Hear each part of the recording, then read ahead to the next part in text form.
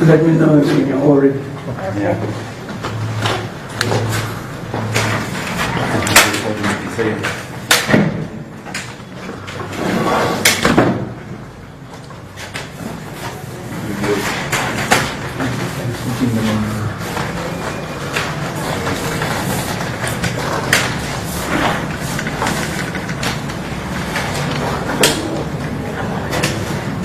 Okay. We can start. Okay, thank you very much. A very good morning to you. I hope I'm clear with this, or you think I must remove this? Yeah, you can remove. Okay. A very good morning to you all, and compliments of the new season. I'm hoping that whatever you desire comes through. I want to set the record straight on a number of issues. The first one is my meeting with Comrade Kasukuwere in South Africa.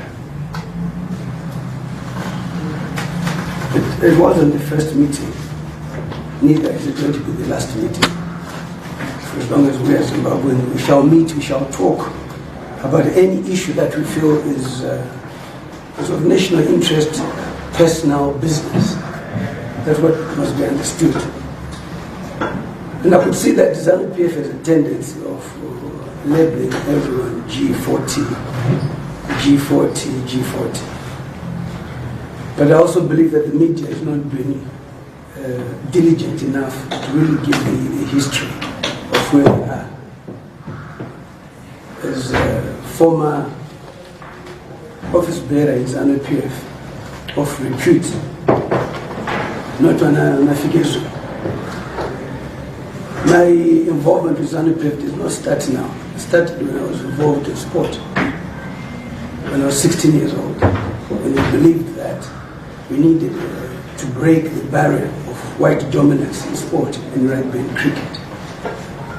And some of the journalists are young, were probably not born at the time. It's important to go to the archives and understand people's histories and what they stand for. I'm pro-black. I've always believed in the success of our own people. That's the reason why I deliberately decided to focus on the minority sports at the time, which no one could break barrier, even government couldn't. I can single-handedly say that I changed the discourse of rugby in this country, from it being white-dominated to it being black-dominated, to a point that I was offered the position as the vice president of rugby. I would have been the first vice president of rugby. I opted not to be in that position, and then opted for Brian Kagoro, who was a lawyer, to say, Brian, can you be the vice president of rugby? Brian became the first black vice president of rugby because I wanted to develop the sport. Cricket was the same again. It was a game for the minority with the whites, and we fought it again to a point that I rose to being in charge of the development of these two sports nationally. I was 16, 17, 18, 19. If you follow my history, you understand that I was the first guy to knock down Kid Power in a sparring session at the Family Health Studio, just along this road. Kid Power was never flawed. In that gym, there was Pikray Neketik, there was Selma Tandamoy, who were journalists. They did the story. Kid Power fell. He had never been knocked down. Historically, I was a boxer. I was supposed to go to the Commonwealth Games to represent this country, but my parents were against it. They felt boxing was a thuggery sport, and felt I must not. But I felt hard done because it's a very competitive sport.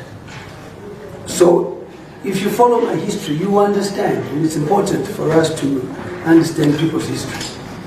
Why am I trying to get to this at the end of the day? is that where there is injustice, I speak out. It just does not have to be injustice pertaining to whites and blacks. No, we fought for the black rule, we fought for black emancipation economically, but is that what it is? Brief background that you must understand. 2004, there was a Congress, the ZANU-PF Congress. And the ZANU-PF Congress of 2004 is what I want to tell you, those who did not know. We were involved in ZANU-PF. There was Cholocho, which involved people like Jonathan Moore, which involved about 7 provincial chairpersons. Daniel Shumba was one of the chairpersons representing Masringo. The speaker, advocate, Jacob Ndenda, was Matt North.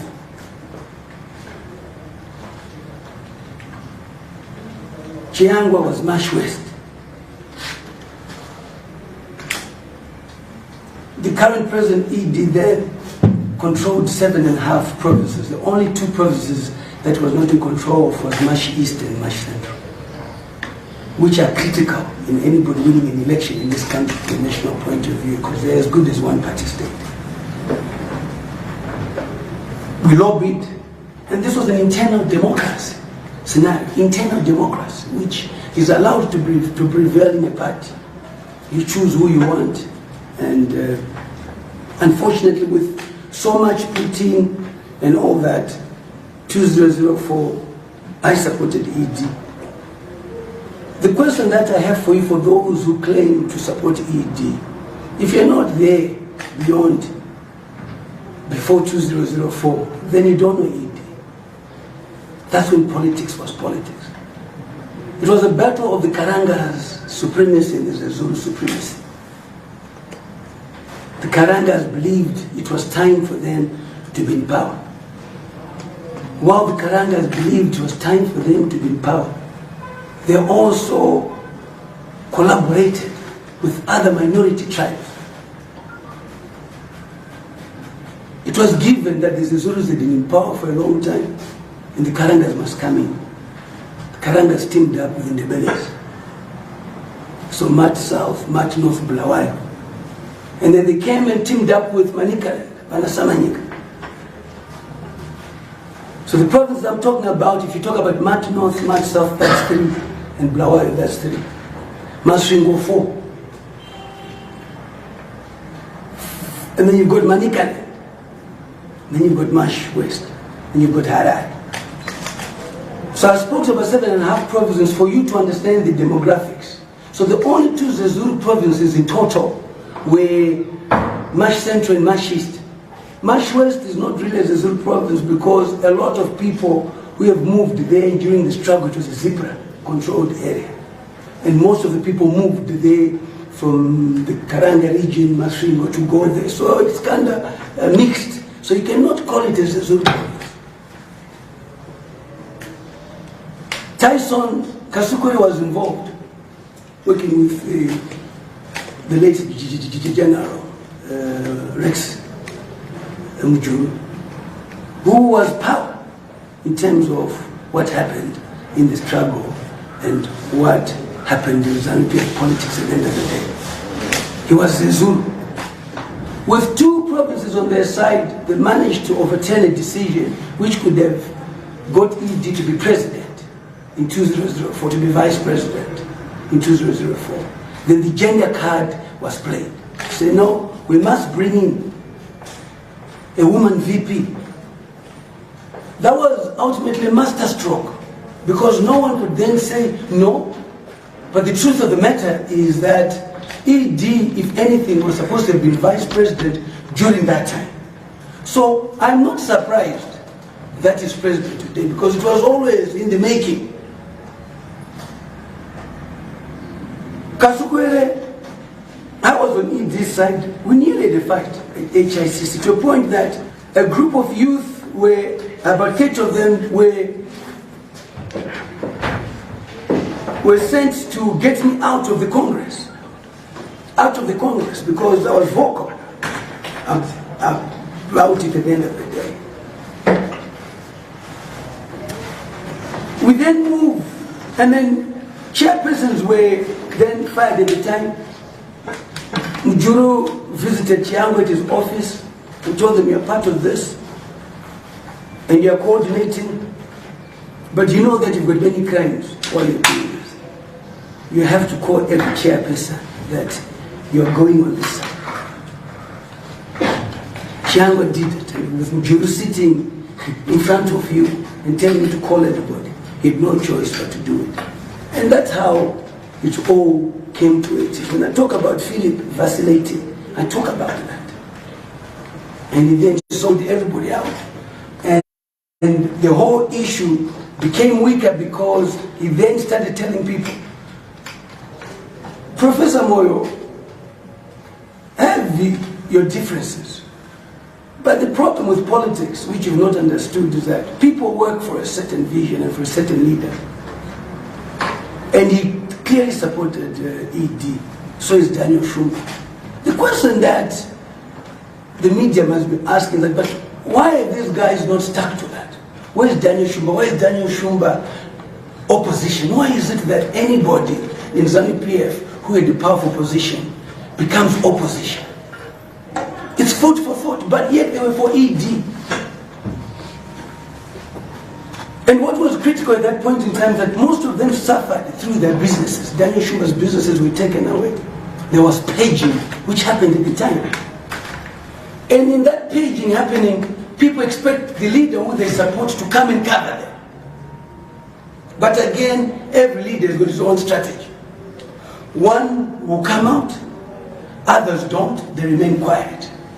And the current president has his own strategies of dealing with these matters. With what he has gone through, the persecution he went through during the Mugabe era, probably talks volumes of his strategy to be president today, because most people would have probably walked out, would have probably quit. But he's there, credit to his strategy at the end of the day. But those that then follow you now suffer. And not only that, as leader, you come with a new team. So the team that you had, the original team, where is it? Now that you're in office, where is it? The foot soldiers at the time, where are they? Because they worked for you to be where you are today. Now you are there. Where are they? Where's Daniel Shumba? Where's Professor? Where is the spirit of reconciliation? Joining a political party is voluntary. You don't write a letter applying. I don't know if anybody who ever wrote a letter to a party saying, I want to be a member of this party. But they are quick at writing a letter expelling you. But when did I join? Where is evidence that I joined? So it remains voluntary at the end of the day. And because it remains voluntary, you have to have aspect of reconciliation. So I'm talking about the role Kasukuwere played at the time. There's a Zulu supremacy. Then we move to 2013. Mind you, he's in power. The late President Robert Mugabe was a Zulu, came from Zimba. And there were two districts that controlled the country. It was always Zimba and Chikon. Wait. This time it has changed. It's Mberengwa and Gutu, if I'm not mistaken. If you follow the dynamics of politics. Rightfully so, because the Karangas are in power. At that time it was the Zuzu. They work together, then we come 2013. Suddenly I'm called G40. Do you realize that in 2000, Kasukuwere was the best man to the current vice president's wedding, marrying Jocelyn Chiwende? And I also aware that the house that he had in Borodale, he sold to Kasukuwere. So what I'm trying to establish, people have always had relationships, but nobody talks about that. I was never the best man to Kasukuwere's wedding, neither did I ever buy a house from him. But why are you so hypocritical? Who are you trying to please when you don't write the correct history as journalists? Do you know that? No one has ever written that. Today is the first time you're probably going to write it. They're always in the relationship. You cannot be a best man to a wedding when you're not close. Neither can you sell a house to somebody who was your best man. So these relationships, they've always been there. Is anything wrong with them? No. Mind you, got into power, these Zulu men were not happy. 3 factions are in ZANU-PF. The then Secretary for Administration and Minister of State Security, Comrade Didmas Mtas, then came up with a narrative of saying that Kunya Zvifukutu.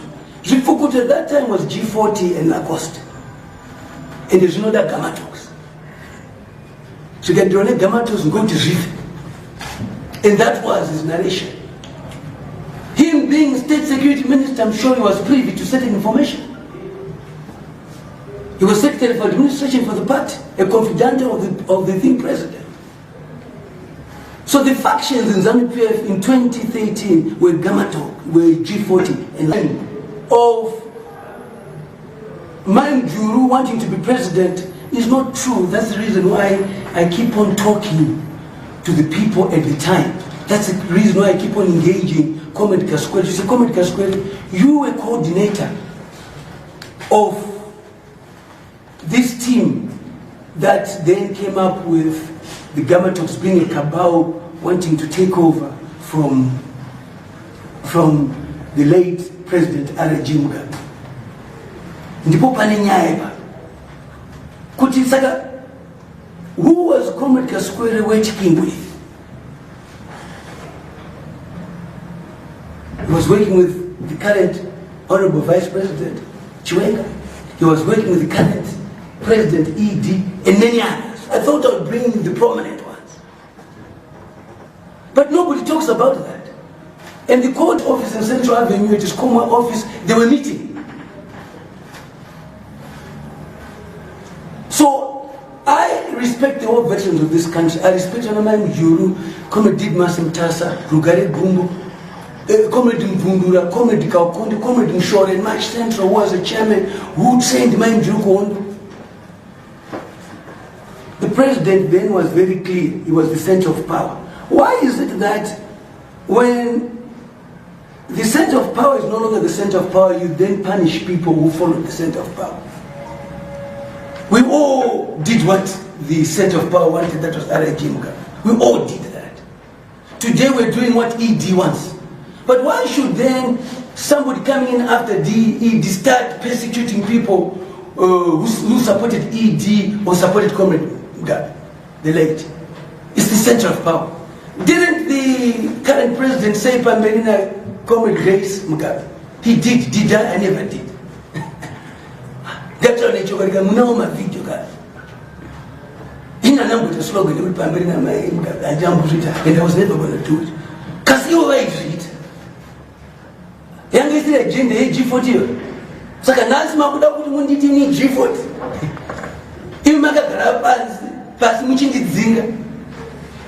Why do you forget history so quick? My videos in your room. So Tochi Zinga president has never tried to Pamberina Comrade Namanga. That's what the center of power wanted. He did that. But why persecute other people where there's no evidence that they were anything? So they teamed up. The president, R.G. Mugabe, was very clear who he wanted to be president. He wanted Manjuru to be president because of the agreement that they had with the late Rex Mjuru. When Rex Mjuru was in power, they did not say anything. So this is the Zulu thing. So these men now is to tell the truth. Is it true that Mjuru was Dr. Mugabe? And can I tell you the secret?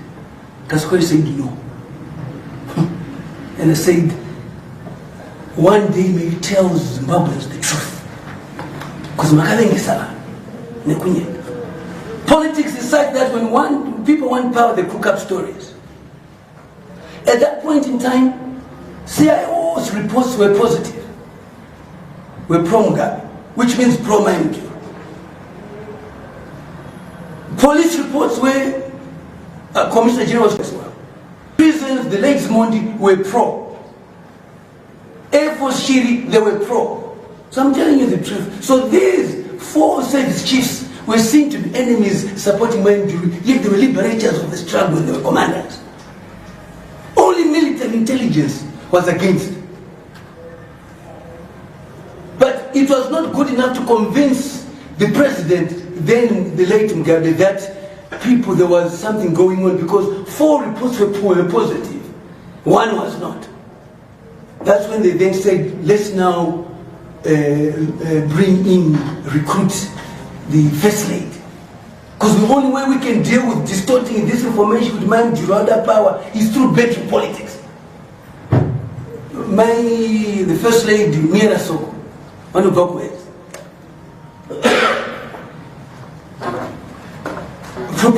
Professor Moy was part of the team. Patrick Shaw was part of the team. The current vice president was part of the team. The current president was part of the team. Kasukuwere. Chris Mchangwa joined again as a ZANU was part of the team. Kasukuwere was national PC, he was their chairperson. So, who was G40? Who is my name then? Did you ever see me at that meeting? So why do you want to be reckless today and get us to tell the truth when we just want to be quiet? Anything which tarnishes my name, I'll speak up. They were G40. And I'll say it. Kasukuwere was the chairperson because he was a national PC, appointed by the president. So he was young, he chaired them. They then started their rallies of destroying Manjuru's name and reputation through the first lady. I went to the Secretary of Administration, Comrade Mtasa, as chairman, I said, but what is happening is not good. Why are we allowing this to happen? They then went from Garegumbo in the PB. He got expelled in the PB. Imagine Garegumbo, all those guys sitting there, there's no one as senior as Garegumbo. And they don't have shame on their faces to say they lied, to kick Munu, Darechimrenga. Kuti Ochibuda, Ochigara, Kuti ZANU-PF there. Found a way that Darechimrenga, Achibuda. Some of us, it does not sit well with us because but energy, but somebody is going to clean their image. Hear me. And have decided to clean their image so that when they die, avanzi vakapanduka. Imagine this Gumba kapanduka. Ukuthi aida kupisanga. Did Masintasa kapanduka, aida kupisanga. Mvundura kapanduka, aida kupisanga. Kaukonde, and all the names. I said no. Before anything, while we're all alive. I'm not one who writes history when I'm dead. I like to deal with things when I'm alive. So there's got to be the truth. So there's a Zulus put together, I told you, who were critical. Kasukuwere, Mchangwa, the Vice President Wachiwenga was there. Those were the key Zulus. Amongst these, 2 were politicians, Mchangwa and Kasukuwere. Him being CDF, he was powerful enough. So they didn't see that card, could it be played later on. So when they successfully lied down to the president through the first lady with Manjuru, Dr. Power, one of my chairpersons, where have you ever seen a party 5 and 9 chairpersons and remaining strong? Impossible. Chairpersons have been elected democratically. And because of that, it is a shadow following them. No one else, it's a shadow. A shadow of lies saying that Manjuru wanted to be a thing. At no point did Manjuru ever sit down with anybody to say, I want to be the president. At no point was there such a meeting. So they said, let's start with Temba. Kasukuwere was dogmatic, whether you like it or not. And the Madara, maybe one regret, one of what Pangachi chair, I such as 3 years and each but I just see it as a personal issue. Could I chair one mudiki? Because I trust on Amka. Canada was Gadilla cannot tell an Amka and so forth. Is and I was never part of it. I was never part of G40. I've never been part of G40. So now, Sazarai, Kadzinga Esa, Tanyep, Anupinda Indian. Hakaona utipari tu Kasukuwere anigira hapana nopinda na Mchangwa as always harbored ambitions of being a vice president, but without any political or economic capital with him. So, let's compromise, let's have a compromise candidate. The army was strong. Chiwenga was CDF. Chiwenga then proposed the ED.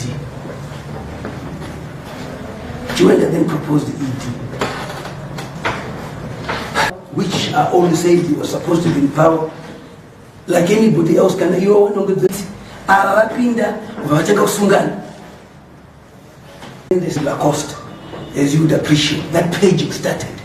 Where was I? If you take it to India, tell Zingode G40.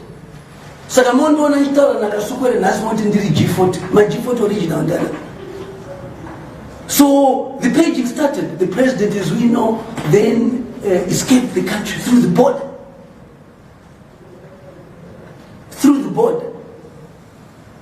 And then G40 was there.